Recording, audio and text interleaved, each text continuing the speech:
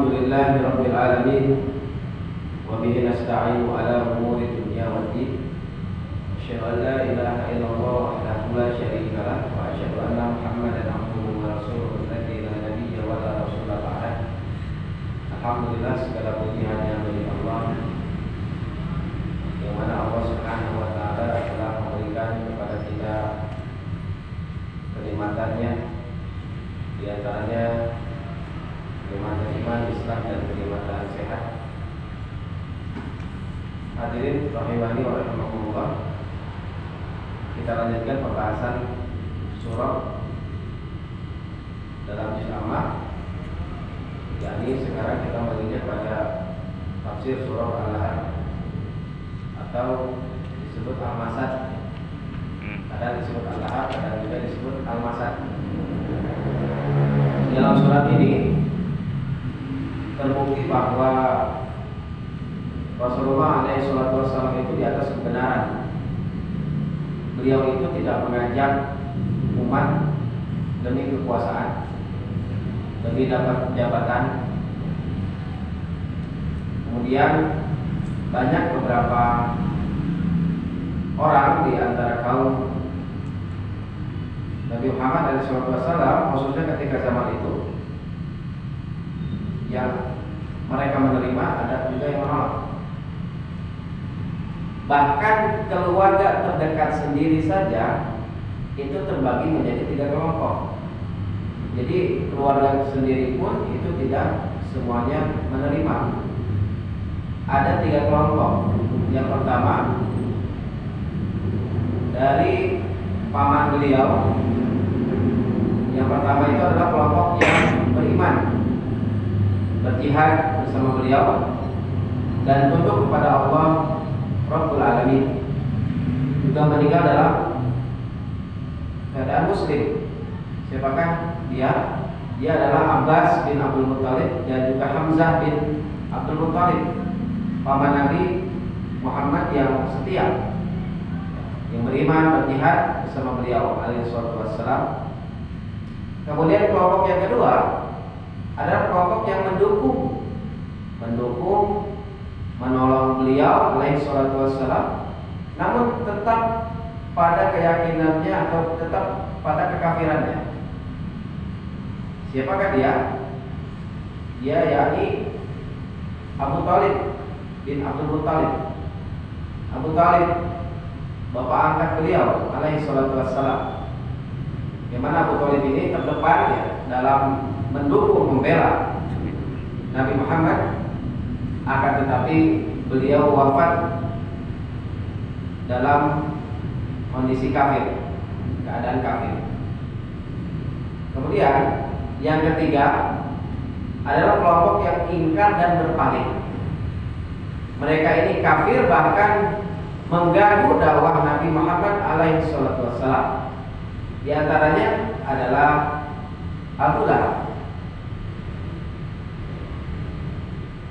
Abu Lahab ini adalah anak dari Abdul Muttalib yang bernama Abdul Uzza. Jadi Allah Subhanahu wa taala sebutkan di dalam surah Al-Lahab ini bukan nama asli, tapi nama julukan, Abu Lahab.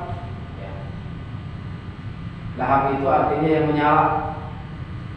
Ada pendapat bahwa beliau itu wajahnya tampan, yang menyala. Ada juga pendapat lain bahwa beliau itu, Abu Lahab ini, si Abu Lahab ini adalah seorang yang selalu marah. Disebut Abu Lahab.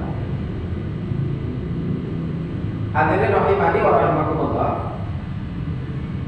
sebelum Nabi Muhammad SAW diutus, beliau itu dikenal di masyarakat Arab dulu, Quraisy khususnya, adalah orang yang jujur dan amanah. Bahkan orang-orang tidak segan-segan memberikan gelar pada Muhammad, itu gelar Al-Amin.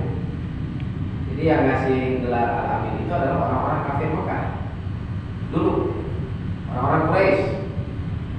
Jika bakal orang-orang yang menentang ketika Nabi Muhammad nanti diutus.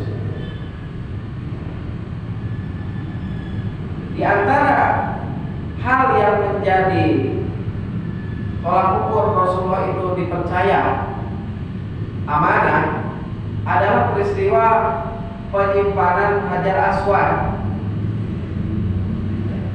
Bahwa ketika itu kan cekcok ya, Quraisy ketika sudah membangun Ka'bah, merenovasi, kemudian mereka berdiskusi siapa nih yang mau menyimpan Hajar Aswad. Yang menyimpan Hajar Aswad adalah orang yang layak, orang yang terpandang.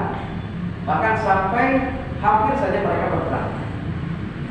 Kemudian ada salah satu ketua yang tua, yang dianggap tua di antara mereka berkata, kalau nanti ada orang yang masuk pada pintu itu, maka dialah orang yang menyimpan Hajar Aswad.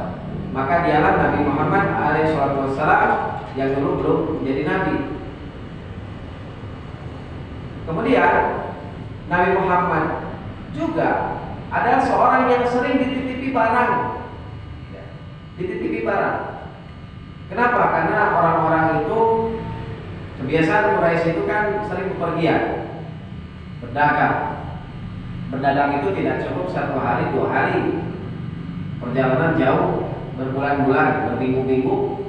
Maka beliau atau mereka menitipkan barang-barang berharganya itu kepada Nabi Muhammad SAW. Bahkan sampai Nabi Muhammad hijrah ke Madinah pun mereka masih menitipkan barang. Maka ketika Nabi Muhammad hijrah 3 hari setelahnya, Ali bin Abi Thalib itu masih ada di Mekah dan diamanahkan, Ali, kamu kembalikan barang-barang yang dititipkan padaku, kata Nabi Muhammad SAW. Hadirin rahimani wa rahimakumullah. Surat Al-Haq ini turun berkenaan, kata Al-Bukhari, Al-Imam Al-Bukhari rahimahullah menyatakan bahwasanya Nabi Muhammad SAW, ya, hadis diterima dari Ibnu Abbas, ya, Rasulullah pergi ke lembah Baqo. Kemudian beliau menaiki bukit yang ada padanya lalu berseru, awas, ada musuh pada pagi hari. Ya. Maka orang-orang Quraisy berkumpul dan beliau bersabda, ya, beliau bersabda, ara'aitum in haddatsukum anal adwa musbihukum aw umsikum akuntum tusaddiquni.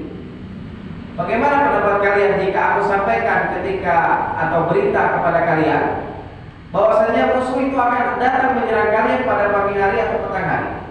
Apakah kalian akan percaya padaku? Maka orang-orang Quraisy menjawab, nah, tentu. Kemudian Rasulullah langsung to the point, fa inni nadhirun lakum baina yaday 'adzabun syadid. Nabi Muhammad bersabda, maka sesungguhnya aku memperingatkan kepada kalian akan datangnya azab yang keras. Maka langsung di sana Abu Lahab yang menyambut ucapan beliau. Faqala Abu Lahab, alihada jama'atan.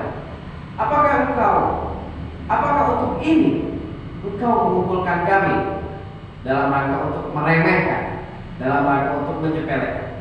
Tabbalak, celakalah engkau Muhammad. Fa anzalallahu tabbat yada abi lahab wa tab ila akhirih. Maka Allah menurunkan surah Allah. Hadirin rahimani wa rahimakumullah. Kita masuk pada ayat pertama. A'udzu billahi minasyaitonir rajim. Bismillahirrahmanirrahim.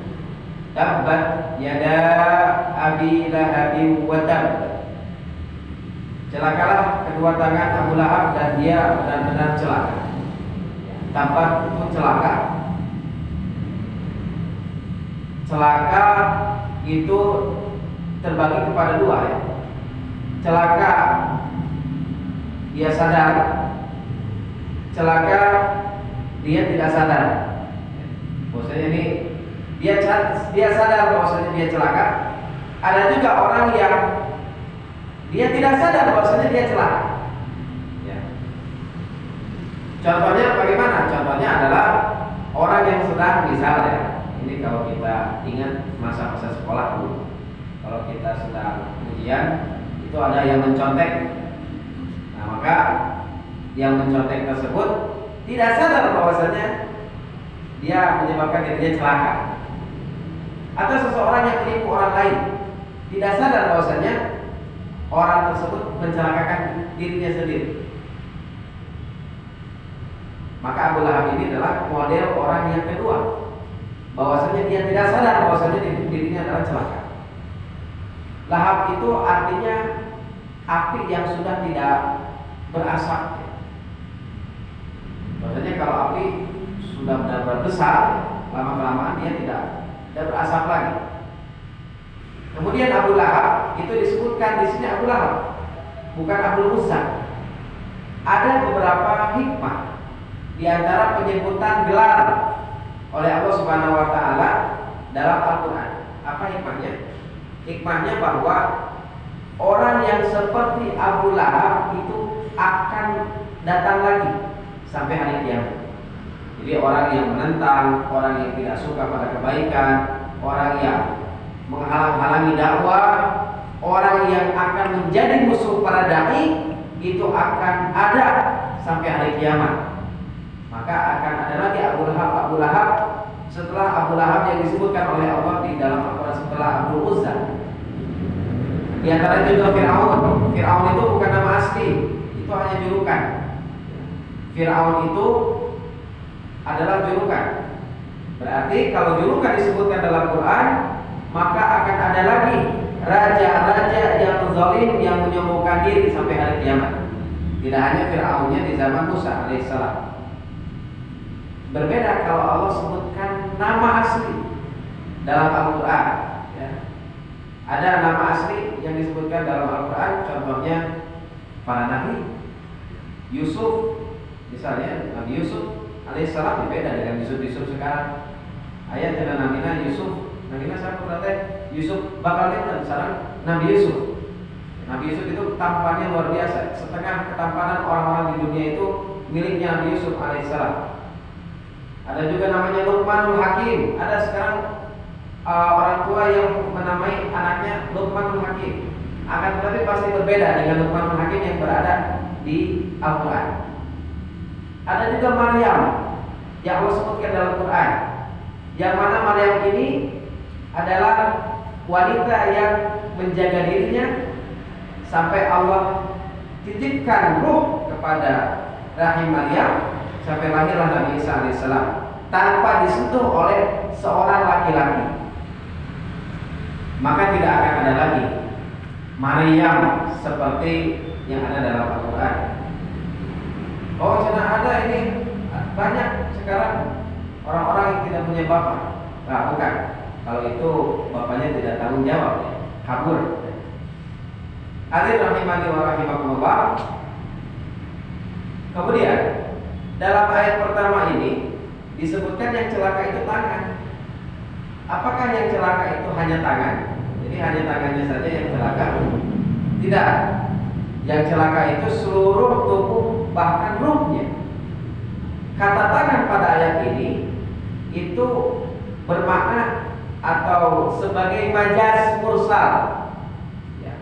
Jadi disebutkan sebagian, akan tetapi yang diinginkan maknanya itu keseluruhan. Itlaqul juz'i wa iradatul kulli.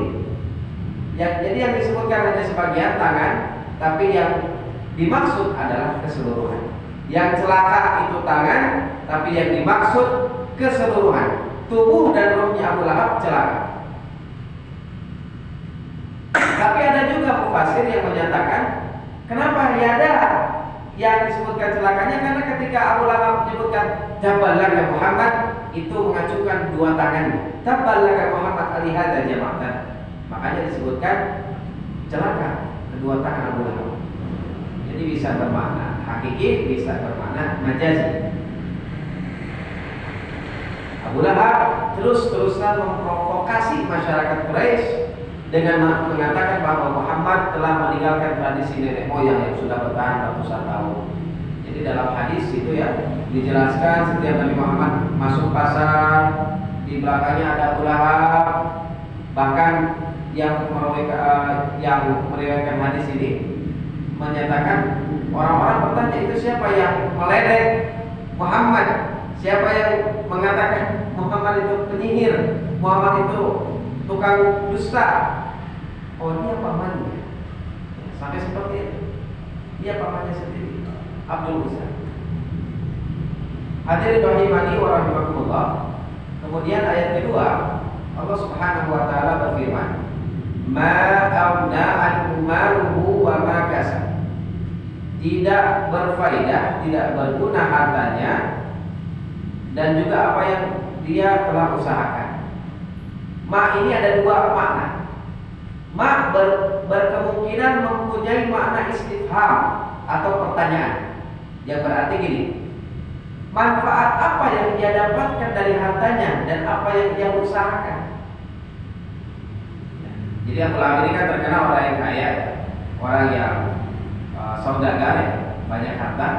Tapi ketika ditanyakan manfaat apa yang dia dapatkan dari hartanya dan apa yang dia usahakan, maka jawabannya tidak ada sama sekali. Yang kedua, makna yang kedua, makna di sini adalah ma bermakna naif atau nafiyah, penolakan. Yakni berarti tidak bermanfaat kepadanya harta bendanya dan apa yang ia usahakan. Kasab itu maksudnya adalah anak-anak ya. Jadi Abu Lahab ini pernah berkata seperti ini, kalaulah benar apa yang dikatakan Muhammad. Jadi Nabi Muhammad kan setiap hari berdakwah. Abu Lahab berkata, kalaulah benar apa yang dikatakan Muhammad, maka aku akan tebus dengan harta dan anak-anakku agar aku tidak masuk neraka.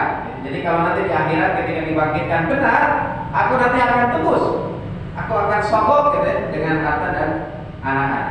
Maka kata Allah, tidak bermanfaat anak-anak atau harta atau anak-anak yang ia usahakan.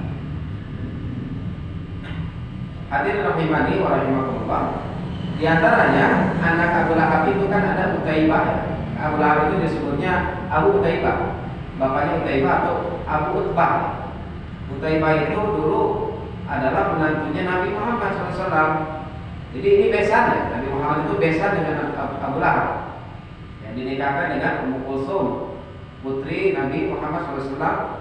Utbah dinikahkan pada Ruqayyah binti Muhammad alaihi salatu wassalam. Namun ketika Nabi Muhammad berdakwah, maka Abu Lahab langsung menyuruhnya untuk menceraikannya. Utaibah menceraikan Ummu Kulsum, Utbah menceraikan Ruqayyah. Yang nanti Ruqayyah dan Ummu Kulsum ini akan dinikahi oleh Utsman bin Affan radhiyallahu anhu. Bahkan Utaibah sendiri, hadirin rahimani wa rahimakumullah, adalah ini kan mantan menantu ya, mantan menantu yang harusnya menaruh hormat ya, kepada yang jadi mertua. Bahkan ini Utaibah ini sama dengan bapaknya, bapak dengan anak sama. Bagaimana Utaibah itu selalu mengganggu Nabi Muhammad SAW, sampai-sampai Nabi Muhammad SAW berdoa pada Allah Subhanahu Wa Taala, ya Allah, putuslah anjingmu. Maksudnya, ya Allah, bantu aku, tolong aku dari Utaibah. Sampai Nabi Muhammad mendoakan seperti itu. Maka ketika Utaibah mendengar doa dari Nabi Muhammad SAW dan dia tahu bahwa Nabi Muhammad adalah orang soleh, sebelum jadi Nabi saja dia adalah orang yang dipercayai, orang yang diberikan gelar alami, maka dia ketakutan. Maka dia bilang pada teman-temannya, nanti kalau misalkan aku ada bahaya ya atau apapun ya, segera tolong saya. Maka teman-temannya bilang, pasti kami akan menolong kamu. Maka suatu waktu dia safar, maka tiba-tiba ya, yang namanya di Arab itu kan banyak binatang-binatang buas. Binatang-binatang buas, karena gurun pasir yang sangat buas, itu tidak ada yang namanya pawang hewan dan sebagainya. Bahkan Hamzah bin Abdul Muthalib itu terkenal sebagai pemburu ya, pemburu binatang-binatang buas. Utaibah itu sampai diterkam oleh singa. Tadi teman-teman yang berjanji maksudnya kalau dia diganggu atau datang kepadanya berbahaya, maka mereka akan menolongnya. Maka mereka adalah orang-orang yang pertama pergi. Maka Utaibah mati diterkam oleh hewan buas. Hadirin rahimani wa rahimakumullah. Maka dia memiliki harta, dia memiliki anak, tapi tidak berfaedah sama sekali, baik di dunia ataupun di akhirat. Hadirin rahimani wa rahimakumullah. Kemudian di ayat ketiga Allah Subhanahu wa taala berfirman, "Sayasla naran dzata lahab." Maka kelak dia akan dilemparkan ke dalam api yang menyala-nyala. Ini vonis dari Allah Subhanahu wa taala untuk Abu Lahab, yang juga membuktikan kemukjizatan Al-Qur'an. Al-Qur'an itu tidak pernah berbohong. Allah Subhanahu wa taala dengan firman-Nya itu tidak pernah berbohong sama sekali. Jarak antara Quran surat Al-Lahab turun dengan Abu Lahab mati itu kan jauh. Ada kurun waktu 9 sampai 10 tahun kemudian. Tapi sampai akhir hayat Abu Lahab dan istrinya itu tidak masuk Islam. Maka ini adalah kebenaran dari Al-Quran. Kalau misalkan Abu Lahab di tengah-tengah masuk Islam, maka bohong Al-Quran. Seperti itu. Itu diantara kemujizatan Al-Quran. Hadirin rahimani wa rahimakumullah. Bahkan yang divonis itu bukan hanya Abu Lahab, ternyata yang divonis masuk neraka itu adalah istrinya. Wa imra'atuhu hammalatal hatab, yaitu wanita yang ada bersamanya. Siapa dia? Dia itu adalah wanita yang terhormat di kalangan Quraisy, mendapat julukan Ummu Jamil, ibu kecantikan. Ya, mungkin saja karena dia cantik, ibu kecantikan. Ratu kecantikannya Mekah itu Ummu Jamil. Tapi tidak berguna ya julukan tersebut. Label wanita terhormat tersebut tidak berguna. Karena ternyata ini suami istri itu kompak. Suami istri kompak dalam permusuhan dan dosa. Abu Lahab itu kan sangat marah kepada Rasulullah SAW, sampai dia itu mengganggu. Bahkan sampai saking marahnya, dia itu disepertikan seperti api yang sampai tidak berasap. Yang namanya api itu harus padam, dan yang memadamkan itu biasanya air. Biasanya kalau seorang suami sedang marah, pulang ke rumah misalkan, mungkin suasana di jalan ya, kepeceretan cai gitu ya, atau misalkan ada masalah di kerjaan, maka biasanya istri itu menenangkan. Ketika masuk ke rumah, istri menanya, ya, bertanya kenapa, menenangkan istri. Nah, kalau istri Abu Lahab itu tidak menenangkan. Ketika kobaran apinya menyala, maka dia makin menyalakan api tersebut. Makanya disebutnya hammalatal hatab. Itu maknanya juga ada hakiki, ada majazi. Jadi istrinya Abu Lahab ini, si ibu kecantikan ini, Ummu Jamil ini, adalah seorang yang sering mengompori orang-orang, mengompori suaminya, mengompori orang-orang, tukang mengadu domba, dan wanita yang sangat menaruh benci terhadap Nabi Muhammad SAW. Itu kalau dimaknai secara majazi, pembawa kayu bakar. Tapi kalau dimaknai secara hakiki, pembawa kayu bakar itu memang dia itu keluar dari Mekah. Ini kan wanita terhormat ya. Mana mungkin wanita terhormat mau keluar Mekah kemudian cari kayu bakar. Itu kan pekerjaan rendahan istilahnya. Tapi si Ummu Jamil ini rela untuk keluar Mekah, mencari batang-batang pohon, duri-duri. Untuk apa? Untuk disimpan di depan rumahnya Nabi Muhammad SAW agar Nabi Muhammad tidak bisa lewat, atau menghalangi jalan Nabi Muhammad agar senantiasa beliau tidak bisa berdakwah. Maka itu makna secara hakiki. Mana menyajinya bahwasanya dia adalah orang wanita yang suka ngomporin. Hadirin rahimani wa rahimakumullah. Kemudian kata Allah Subhanahu wa taala dalam ayat 5, Allah Subhanahu wa taala menyebutkan bentuk siksaan pada Ummu Jamil ini. Fi jidihah lukin masad. Pada lehernya terdapat tali dari sabut. Masad itu bermakna sabut atau semacam tumbuhan yang dibuat berbentuk kalung. Ada juga yang mengatakannya besi. Jadi nanti kelak di akhirat Ummu Jamil itu akan dikalungkan oleh Allah dengan kalung dari api neraka jahanam. Kenapa? Jadi Ummu Jamil ini punya kalung. Jadi ini ada asal muasalnya. Ummu Jamil ini punya kalung yang sangat berharga. Dan kalungnya itu tidak ingin dia jual. Meskipun ada yang menawar, saya beli segini, dia tidak mau kasih. Tapi suatu waktu ketika dia ingin mendanai agar orang-orang bisa mencegah Nabi Muhammad SAW untuk berdakwah, maka dia danai, dia jadi donatur, ya. Donatur dengan merelakan kalung emas yang berharga tersebut untuk menghalangi dakwah keponakannya sendiri, Nabi Muhammad alaihi salatu wassalam. Jadi ini ta'awanu 'alal ismi wal udwan, bukan ta'awanu 'alal birri wat taqwa. Biasanya kalau donasi itu kan pada yang baik-baik, ya. Donasi pada masjid, ya. Donasi air minum, ya. Donasi pada pesantren-pesantren, pada santri yang supaya bisa sekolah terus menerus. Nah, ini beda, donasinya untuk kejelekan.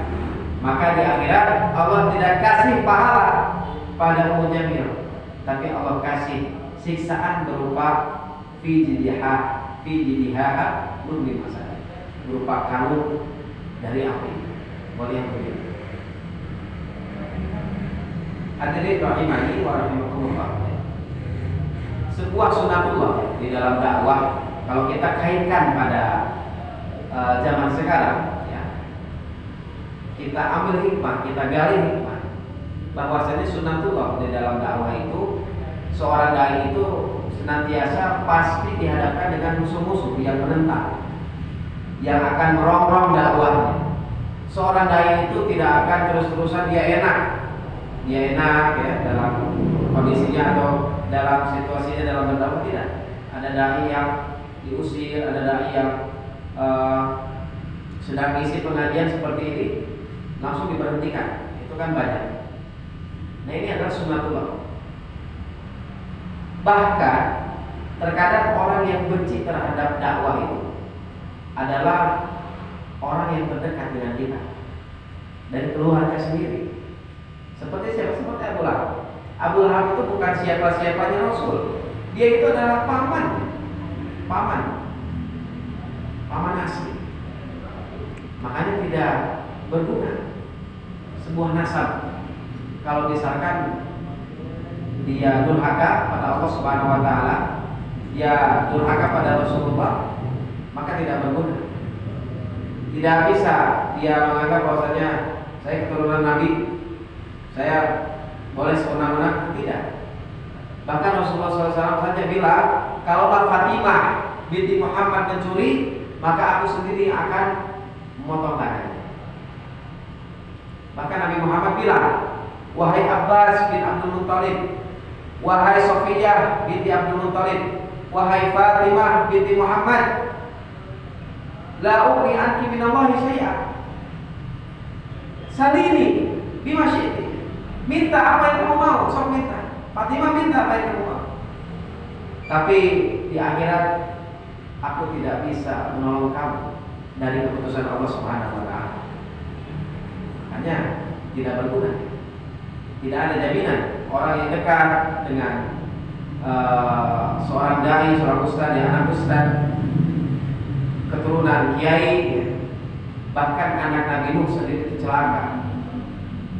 Teman sekamarnya pun celaka. Nabi Nuh diabadikan dalam Quran surat At-Tahrim. Allah Subhanahu wa taala berfirman, Dhallallahu mathalan lil ladzina kafaru imra'atan Nuh wa imra'atan Lut kanat tahta 'abdayn min ibadina shalihain faqadatahuma falam yughniya anhuma min Allahi syai'an wa qila dukhulan nar ma'a kafirin. Dua istri, istri Nuh, istri Lut ini mengkhianati suami mereka, tidak mau taat padahal teman seranjang, teman sekamar. Maka dikatakan kepada mereka berdua, masuklah kalian berdua ke dalam neraka bersama orang-orang yang masuk waliyadzubillah. Hadirin rahimani wa rahimakumullah. Itulah sunatullah, bahwasanya berdakwah itu tidak mudah. Wa tawassaw bil haq wa tawassaw bis sabr. Berwasiat dalam kebenaran itu harus, tapi tetap kita ingat wa tawassaw bis sabr. Kita pun harus sabar ketika berwasiat atau ketika menasihati orang. Kadang orang itu bisa menerima, kadang orang juga tidak mau menerima. Bahkan yang tidak mau menerima tidak segan-segan, terkadang itu membuat celaka kita, bahkan membuat celaka keluarga kita. Mudah-mudahan Allah Subhanahu Wa Taala menetapkan kita pada jalannya, istiqomah di jalannya. Mudah-mudahan Allah Subhanahu Wa Taala mempertemukan kita dengan orang-orang saleh, juga mempertemukan kita dengan Nabi Muhammad SAW, yang mana beliau sabar dalam menghadapi keluarga sendiri, sabar dalam menghadapi umatnya yang banyak tentunya dan yang mengganggu beliau SAW. Demikian mungkin yang bisa disampaikan tafsir surah Al-Kahf. Aqulu qouli hadza wa astaghfirullah li wa lakum. Rabbana atina fid dunya hasanah wa fil akhirati hasanah wa qina adzabannar. Wassalamualaikum warahmatullahi wabarakatuh.